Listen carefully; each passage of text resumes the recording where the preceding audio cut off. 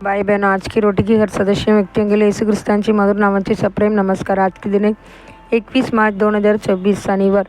प्रेमाचे देणे लागलेले कोणाच्याही काही देणे लागलेले राहू देऊ नका, फक्त एकमेकांवर प्रेम करण्याचे देणे राहू द्या, कारण जो दुसऱ्यावर प्रेम करतो तो नियमशास्त्र पूर्ण करतो। रोमकार 13:8 देवाचे प्रत्येक लेकरावर एक गरज आहे, प्रेमाचे गरज। प्रथम आपण देवावर प्रेम केलेले पाहिजे, त्यानंतर आपण आपल्या भाऊ बहिणीवर प्रेम केले पाहिजे। ख्रिस्ती धर्म स्वतः प्रेमाची मार्ग आहे। प्रेम हेच ख्रिस्ती विश्वासाचे मुख्य नियम आणि सर्वांची आज्ञा आहे। जुन्या करारात 10 आज्ञा होत्या, पण नवा करारात 2 महान आज्ञा आहेत। पहिली, आपण देवावर प्रेम केले पाहिजे। दुसरी, आपण आपल्या शेजाऱ्यावर स्वतःसारखे प्रेम केले पाहिजे। या 2 आज्ञांमध्ये संपूर्ण नियमशास्त्र आणि संदेश समाविष्ट आहेत। आपण देणे लागलेले कसे झालो? बायबल म्हणते, यावरून आपण प्रेम ओळखतो की त्याने आपल्यासाठी आपले प्राण दिले आणि आपणही भावासाठी आपले प्राण द्यावे।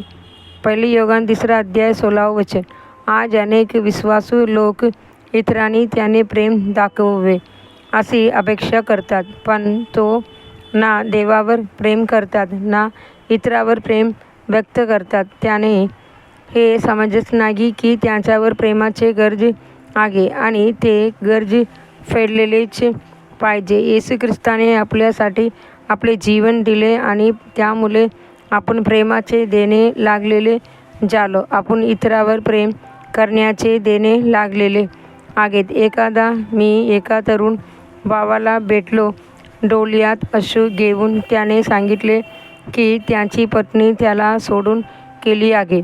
मोठ्या करुणेने आणि मारलेल्या मनाने मी त्यांच्यासाठी प्रार्थना केली आणि त्याला आशीर्वाद दिला, विश्वास ठेवून की त्यांच्या घरात पुन्हा शांती येईल। काही आठवड्यांनी तो माझ्याकडे मिठाई घेऊन आला। तो म्हणाला, तुमच्या प्रेमाचे आणि प्रार्थनेचा मी ऋणी आहे, कृपया हे स्वीकारा। त्या दिवशी तुम्ही अश्रूंनी आणि भराने प्रार्थना केली तेव्हा माझे हृदय मोठ्या आनंदाने भरले। जसे तुम्ही प्रार्थना केली तसेच झाले। माझी पत्नी परत आली आणि आम्ही आनंदाने एकत्र राहतो। पहा, प्रेमाच्या छोट्या कृतीनेही त्याला किती ऋणी वाटले। आपल्या प्रभू येशू ख्रिस्ताने आपल्या वारच्या प्रेमामुळे दासाची रूप धारण करून पृथ्वीवर येण्यास मान्य केले।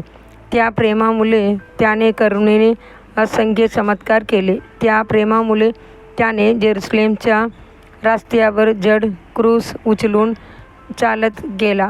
डोक्यावर काट्याचे मुकुट, शरीरावर फटके आणि क्रूर किल्ल्यांनी वेढलेले शरीर, तरीही त्याने स्वेच्छेने स्वतःला आपल्यासाठी अर्पण केले। देवाचे लेकरांनो, अशा प्रेमाचे बदल्यात आपण काय देऊ शकतो? अधिक चिंतनासाठी वचन। परमेश्वराने माझ्यावर केलेले सर्व उपकारासाठी मी त्याला काय अर्पण करू?